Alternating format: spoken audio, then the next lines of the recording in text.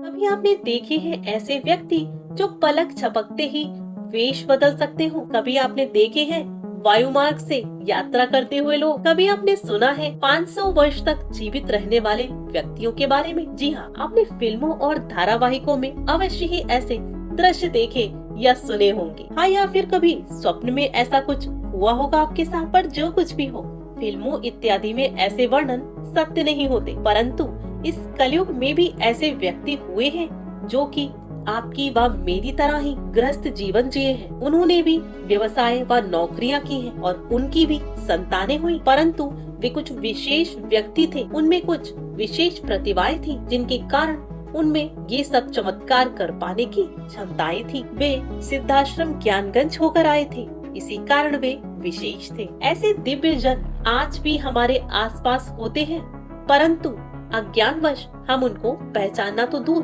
उनका अनुभव तक नहीं कर पाते। तो अभी जो अविश्वसनीय परंतु सत्य वर्णन मैं आपके समक्ष करने जा रही हूँ, गोपीनाथ कविराज जी ने जिसे स्वयं अपनी पुस्तक में वर्णित किया है। वो लिखते हैं कि एक बार गोपीनाथ कविराज जी को काशी में एक सिद्ध संत राम ठाकुर नाम के पधारे हैं, ऐसा ज्ञात होता है। तभी गोपीनाथ जी ने अपने कुछ मित्रों को अपने साथ लिया और उनसे साक्षात्कार करने निकल पड़ते हैं। जब वे संत राम ठाकुर जी से मिलते हैं तो उनके जीवन व घटनाओं के विषय में जानने की चेष्टा करते हैं। तो राम ठाकुर जी उन्हें अपने गुरु के साथ हिमालय पर्वत यात्रा के विषय में कुछ वर्णन सुनाते हैं। ये वर्णन कुछ ऐसे वर्णन हैं जो आपको आश्चर्य में डाल देंगे और आपको ये सोचने पर मजबूर कर देंगे कि इस भौतिक जगत से हटकर भी कुछ और सत्य है जिनका आपको पता ही नहीं। राम ठाकुर जी व उनके गुरु अपनी हिमालय यात्रा कामाख्या जी से प्रारंभ करते हैं। यात्रा काफी दुर्गम थी। एक दिन बर्फीले व शीतल वातावरण में राम ठाकुर जी को मूर्छा आ जाती है तथा वे गिर जाते हैं, अचेतन से हो जाते हैं, परंतु यात्रा तो करनी ही थी।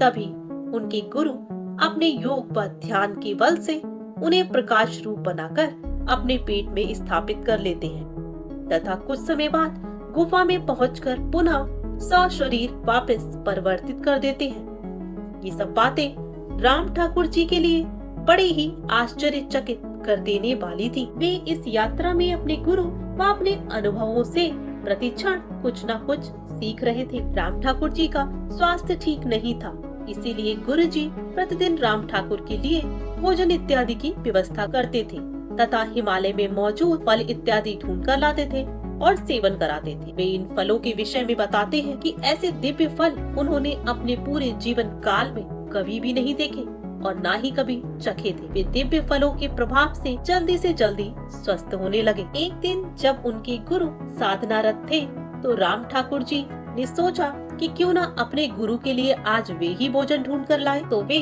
चुपचाप गुफा से बाहर निकल जाते हैं। गुफा से बाहर आते ही वे देखते हैं कि सफेद रंग की चादर में ढके पहाड़ ही पहाड़ है चारों ओर, परंतु ना ही वहाँ कोई इंसान था और ना ही दूर दूर तक कोई पशु पक्षी, बल्कि वृक्ष इत्यादि का भी नामो निशान तक नहीं था। राम ठाकुर जी आगे बढ़ते हैं, सोचते हैं हो सकता है कोई वृक्ष इत्यादि उन्हें आगे मिले जिससे वो फल इत्यादि तोड़ सके। थोड़ा ही आगे जाकर उन्होंने कुछ ऐसा देखा जिसका उनको विश्वास ही नहीं हो पा रहा था। उनके सामने एक स्त्री व पुरुष का जोड़ा था।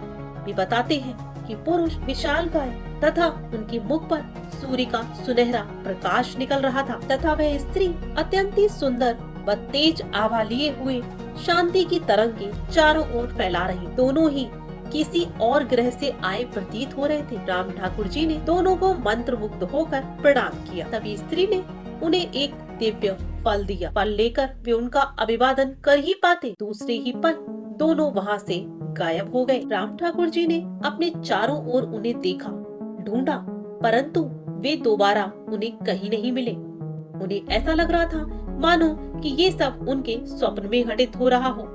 राम ठाकुर जी प्रसन्नता से भागते हुए अपने गुरुदेव के पास गए और उन्हें फल भेंट में दिया और उन्हें सारी घटना सुनाई। गुरुजी मुस्कुराए और कहा, ये फल मैं नहीं ले सकता, ये फल तुम्हारे लिए ही है और जिसने तुम्हें अभी ये भेंट दी है वो आदि शक्ति थी तथा परम पिता शिव भी थे उनके साथ। राम ठाकुर जी को विश्वास ही नहीं हो पा रहा था प्रसन्नता के मारे उनकी सांसें बढ़ गई। राम ठाकुर जी अपने आप को काफी भाग्यशाली महसूस कर रहे थे। ये स्थान जहाँ ये दोनों अभी निवास कर रहे थे वो कोई साधारण स्थान नहीं था, वो था सिद्धाश्रम। हिमालय पर काफी समय तक रहने व ज्ञान लेने के उपरांत दोनों एक अन्य सिद्धाश्रम की ओर अग्रसर होते हैं। तो किस सिद्धाश्रम की यात्रा करने जा रहे हैं दोबारा ये दोनों, हम जानेंगे अगले वीडियो में। यहाँ तक आपका वीडियो देखने के लिए बहुत बहुत धन्यवाद। फिर मिलूंगी अगली वीडियो।